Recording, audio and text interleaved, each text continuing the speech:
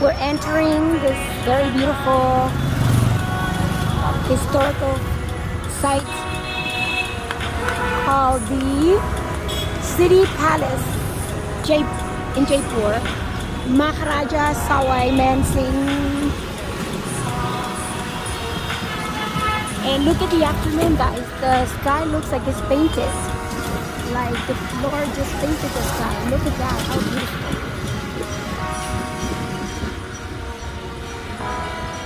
Great afternoon. There are some cattle over there, cows specifically.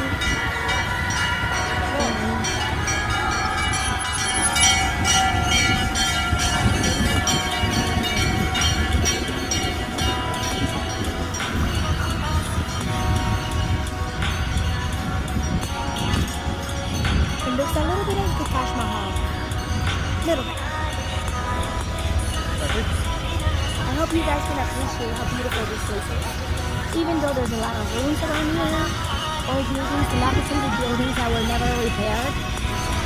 So it makes this place look very organic, very ancient. A little bit dirty as well. I guess that's just the way it is in some countries, but it's beautiful.